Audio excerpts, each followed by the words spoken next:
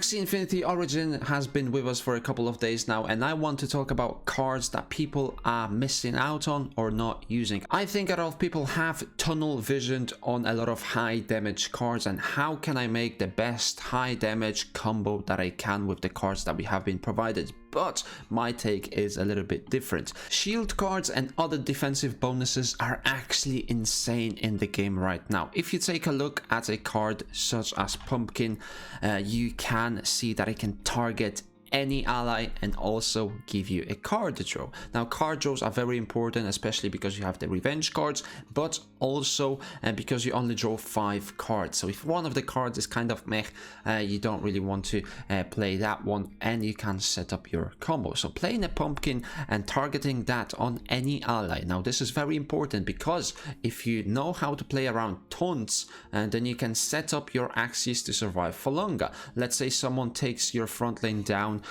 to a very low health, you can play an eggshell from the bird, and then you can play a shield card on that bird so it doesn't die. You can have a Cattail mid lane, which is an offensive card, but it also has a taunt, and then you force your opponent to play into your mid lane, and you can either heal that mid lane up after it takes damage, or you can shield it before it takes any damage, making sure that your front lane survives for longer and you don't have to deal with those revenge cards too early into that game. So I think shield cards people are really skipping out on, especially cards such as Pumpkin, such as Hatsune, which allows you to fear your opponent. So if they want to really break that shield, it will cost them a couple of confused cards. And Bone Sail works exactly the same way as Pumpkin does, and then we have Gravel Ant as well, which works the same way as Hatsune does, but it is on a bug, so we can make a defensive bug, triple bug team, and I really think with double Leaf Bug and Gravel Ant you can make that work. Also it applies fear, so if you have a Sandal on another bug, you will be dealing extra damage once someone is feared. Now another set of cards that people are kind of using because they are already on Aquas, the Risky Fish, the risky cards. Those cards are a little bit too powerful and I expect them to be nerfed. Also, don't take any of this as financial advice or make your Axie Infinity Marketplace purchases based on this information. This is just speculative, and I'm talking about my observations within the game.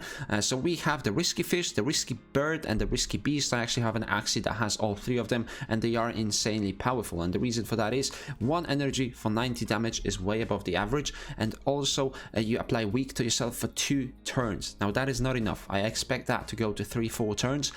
Well, 4 turns is the number that we need, and 4 turns will make sure that you actually feel the debuff coming from that. Because if you play a Risky Fish in turn 1, that already has the weak, and then it goes to your opponent, and by the time it goes back to you, the weak has already disappeared. So you can keep playing those risky cards, and if you put up the Tough Strike or whatever it's called, you can actually deal 100 damage using a Risky Fish, a Risky Bird, or a Risky Beast. So that's insane amounts of damage, and if you can get those on your Axies, let's say you have a Aqua mid with Risky Fish, Risky Bird on your backlane egg, or a backlane bird with an eggshell, and you can play around those, and those are very high damage, and I expect them to go down a little bit. Another card that is super good is the Post Fight. Now the Post Fight only loses 35 health for 100 damage. That will be nerfed, and I am pretty sure of it, because 100 damage for a 1 energy cost is nowhere near justifiable, especially that you only lose 35 health. Now let's say you have a leaf on that Axie, or you have a rune that is healing. So let's say you are playing a taunt on your bird, and then you want that to be healing up, so you can play the 4% heal at the end of your turn rune, and then you play leaves from your plant as well. So a double plant and a bird setup, one that I've already made a video about. And losing 35 health is not that big of a deal. If it was 30% and you lose like 90 health, now that is the damage that we are talking about being justifiable for 100 damage. But 35 HP is not a lot. Like, you can spam those post fights. I even bought a plant that has post fight just so I can have a little bit more damage. So this card is insanely good. The next card that I have on the list is Gil. I think bubbles are underutilized right now. I think Bubble is one of the strongest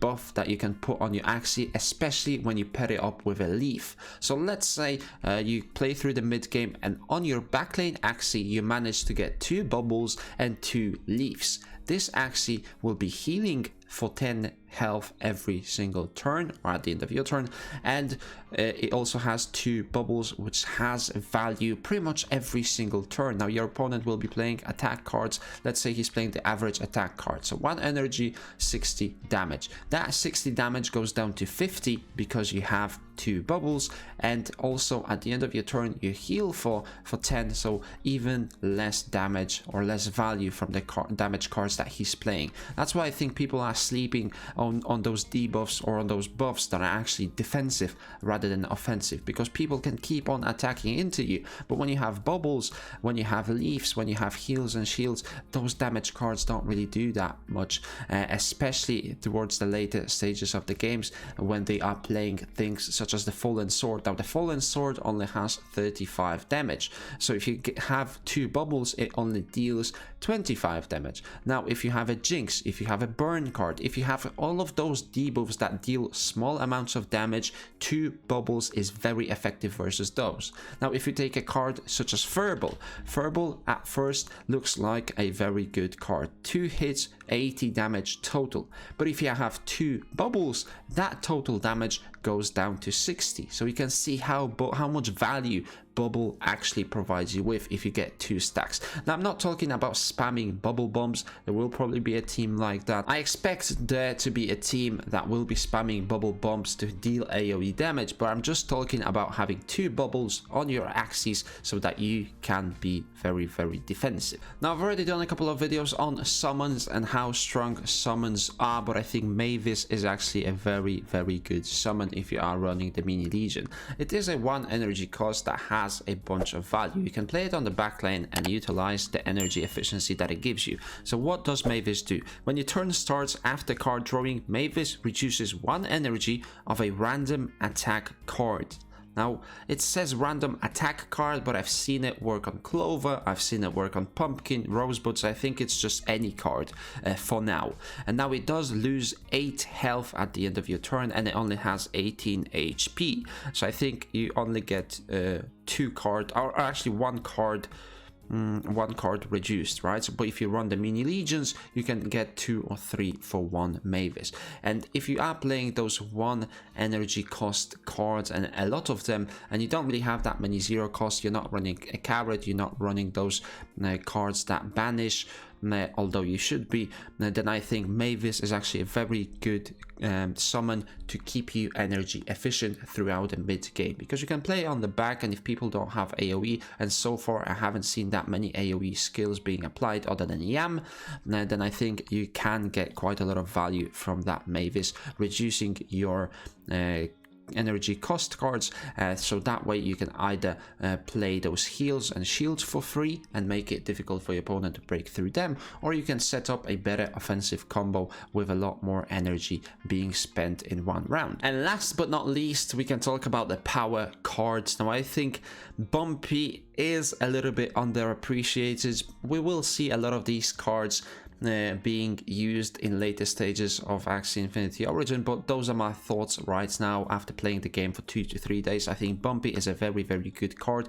It has innate, which means that you will start each battle with this card in your hand, so you can already choose where that Bumpy will be going to. Will you put it on your front lane, will you put it on your mid lane, or on your back lane? Now in fairness, it does make a lot of sense to play that on the front lane, because every single card that you play after that, you will be getting that 10 shield, but it is inevitable that your opponent will break through that front lane of yours. So maybe it makes a little bit more sense to play that on the mid lane, or not even use the innate bonus and wait for that Bumpy to come back later and then use it on your mid lane, because you can get quite a lot of value from your mid lane, especially if you're running cards that slow the game down a little bit. You're running shields, you're running heals, you're running summons. If you play that on the mid lane in a 2v2 scenario, you can cycle through those cards a lot quicker than you can in 3v3 scenario. So maybe playing Bumpy on the mid lane is actually a better play. We will have to wait how efficient that is,